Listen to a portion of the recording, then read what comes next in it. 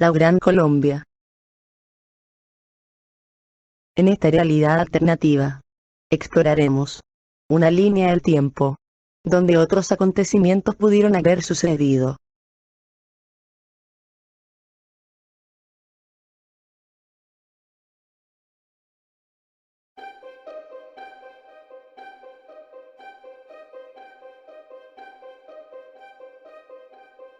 En 1822, Simón Bolívar propone a Iturbide la creación de una doctrina continental, donde todos los países iberoamericanos dieran su aportación para una defensa común en contra de los Estados Unidos y de otras potencias. El primer imperio mexicano y la Gran Colombia unirían fuerzas en una coalición de defensa única continental.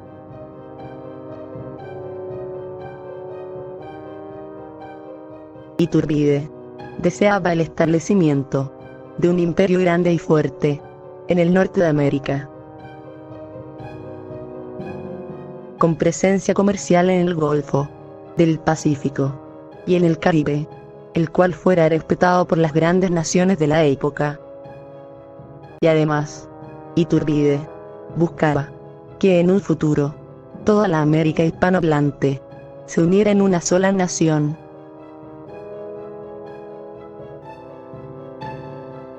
Incluso, Simón Bolívar e Iturbide intercambiaron correspondencia con miras al respecto.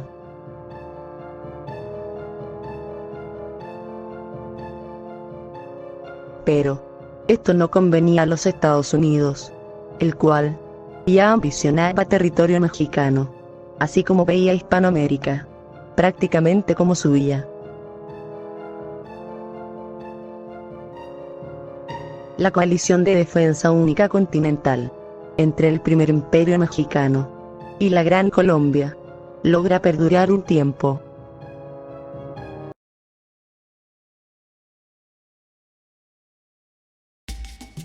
En 1823, Iturbide convierte a las Provincias Unidas del Centro de América en un estado colchón entre el primer imperio mexicano y la Gran Colombia. En 1823, el primer imperio mexicano establece una frontera con las Provincias Unidas del Centro de América, favorecedora para México. En 1824, Iturbide nombra a José Joaquín de Herrera como capitán general y gobernador de las Provincias Unidas del Centro de América, para pacificar esas provincias y evitar su respectiva separación del primer imperio mexicano.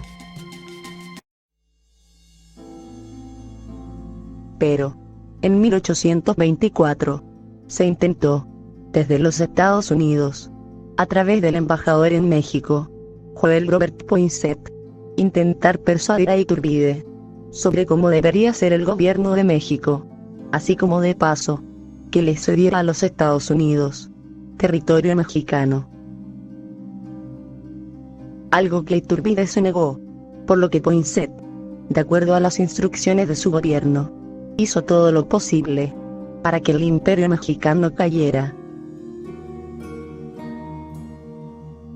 En 1824, Poinsett, en su casa, que hacía las veces de embajada informal entre los futuros dirigentes mexicanos, profundamente influenciados por Poinsett, se encontraban, entre otros, Guadalupe Victoria, Vicente Guerrero, Lorenzo de Zavala, Antonio López de Santa Anna, Nicolás Bravo, Valentín Gómez Farias, y muchos otros dirigentes, profundamente influenciados por Poinsett.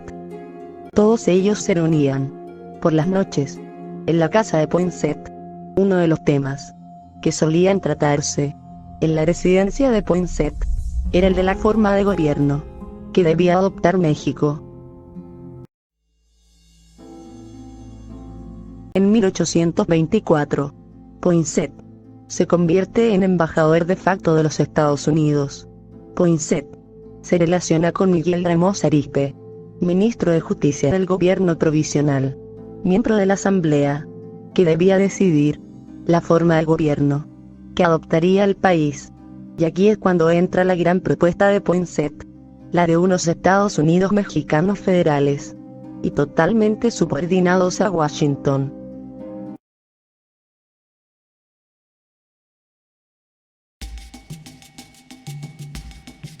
Pero, en 1825, José de Urrea, un importante militar mexicano, logra enterarse de las ambiciones de Poinsett y de las intenciones de los Estados Unidos, con lo que se reúne con Iturbide para comentarle la situación y viaja rápidamente a las Provincias Unidas del Centro de América para reunirse con José Joaquín de Herrera y comenzar a fortalecer la coalición de defensa única continental. José de Urrea también viaja a la Gran Colombia para mantener al tanto de la situación a Simón Bolívar.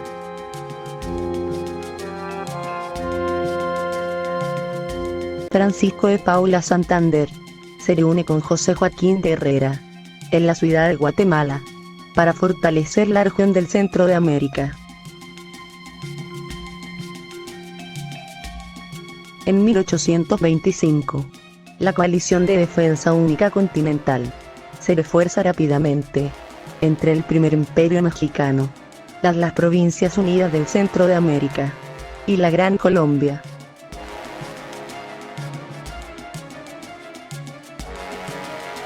Simón Bolívar, Santander, Herrera, Iturbide y Urrea entendían que era un asunto de seguridad nacional mantener a las monarquías en el continente novohispano a toda costa, para no meter ideas liberales y separatistas dentro del continente, y futuras posibles intervenciones. En 1825, el primer imperio mexicano, la Gran Colombia, y las Provincias Unidas del Centro de América, fortalecen su alianza económica y militar, y están listos para una guerra. En 1825, comienzan a haber diferencias entre Iturbide y los poderes políticos mexicanos, influenciados por Poinsett. En 1826, contando con el visto bueno de los poderes políticos mexicanos, Poinsett se propuso negociar un tratado de comercio con México que estableciera el Río Grande como frontera entre los dos países, y así poder conseguir la Columbia Británica, ofreciendo $15 millones, pero se encontró con la firme e inesperada oposición de José Joaquín de Herrera e Iturbide. Tiempo después, Poinsett intentó convencer a los poderes políticos mexicanos de vender parte de sus territorios del norte a los Estados Unidos, y Poinsett puso un precio a esa venta, $30 millones. Se trataban de los territorios norteños de Texas, Nuevo México y Alta California, y así poder conseguir la Columbia Británica, pero tanto Herrera como Iturbide rechazaron la oferta. En 1828, Poinsett se propuso negociar una última frontera entre los dos países, y Poinsett puso un precio a esa venta, $50 millones. Se trataban de los territorios norteños de Texas, Nuevo México, las Californias, Sonora y Nueva Vizcaya, pero Herrera e Iturbide se negaron por completo.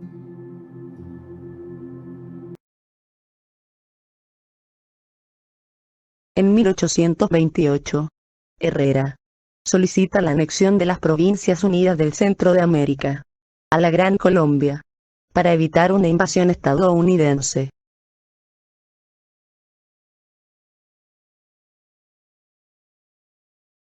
En 1828, Antonio López de Santa Anna proclama el Plan de Casamata en 1828, junto con los poderes políticos mexicanos, para derrocar a Iturbide y establecer una república federal. Iturbide huye rápidamente a la Gran Colombia, donde consigue asilo político y militar. En 1828, Poinsett se reúne con Antony Butler, segundo agente diplomático especial, para anexar los territorios y ratificar la segunda frontera. Simón Bolívar sabe que una gran guerra está por venir, y frustrado de no poder tener una Hispanoamérica unida, y con un odio totalmente desgarrador, se prepara para la gran guerra contra los Estados Unidos, y se propone a capturar y ejecutar a cada uno de los que proclamaron el plan de Casamata, y a los 2 agentes diplomáticos especiales. El 24 de febrero de 1828, Simón Bolívar y Francisco de Paula Santander se reúnen en México con la División del Norte y los refuerzos mexicanos, junto con refuerzos de Centroamérica y Colombia. El resto se queda en la Gran Colombia para defender el territorio nacional.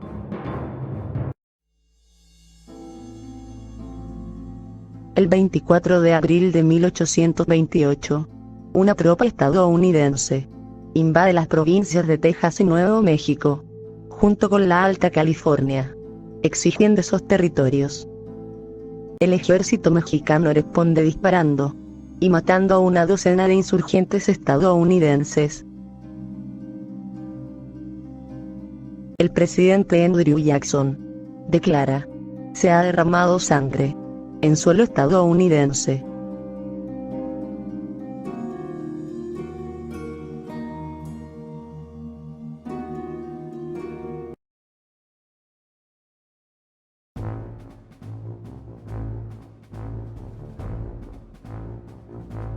El 13 de mayo de 1828, el ejército estadounidense ya se estaba adentrando en el territorio mexicano.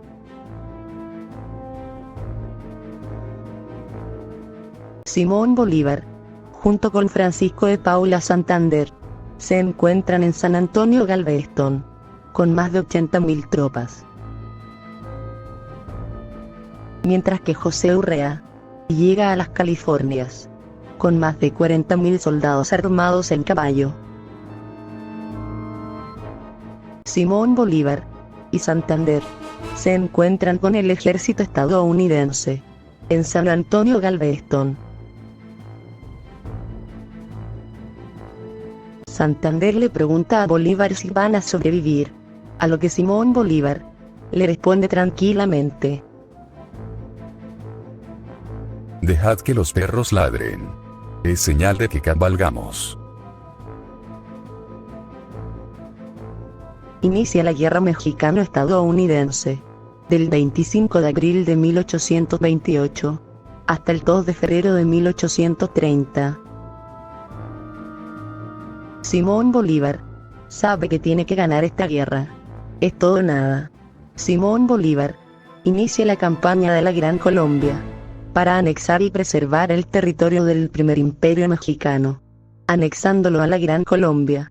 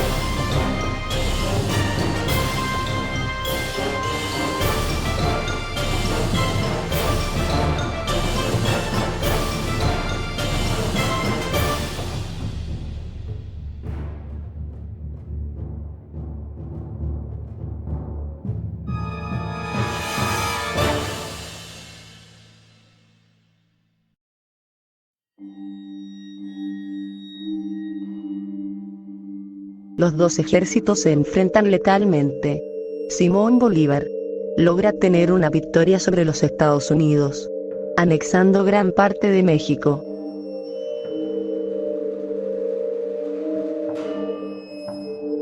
Simón Bolívar logra derrotar a los Estados Unidos en 1830. Los principales autores del Plan de Casamata son fusilados. Los líderes del Plan de Casamata son capturados y son fusilados inmediatamente.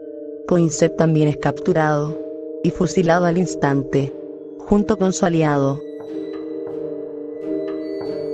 La Gran Colombia se convierte en la potencia más poderosa de América del Norte, logrando anexar México en casi su totalidad. Al terminar la guerra, Simón Bolívar y Santander regresan a la Gran Colombia como héroes.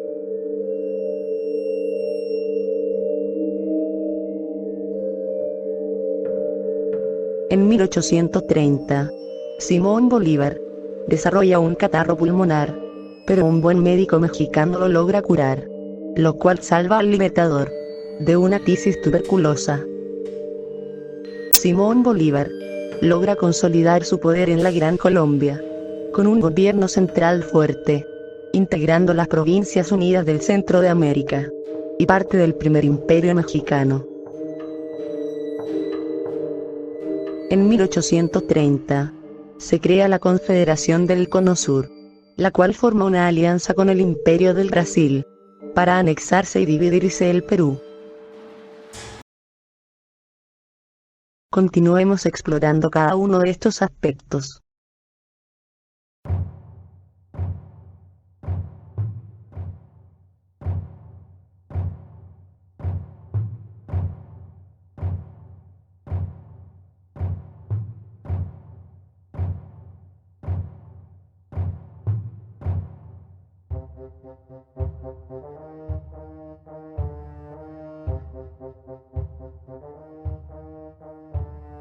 Desarrollo económico y cultural. La Gran Colombia, con su acceso a los recursos naturales y su posición estratégica, experimenta un crecimiento económico y cultural significativo. La capital, Bogotá, se convierte en un centro cultural y artístico importante. Relaciones internacionales. La Gran Colombia, como potencia regional, establece relaciones diplomáticas y comerciales con otras naciones, incluyendo Europa y Asia. Esto lleva a un intercambio cultural y económico significativo.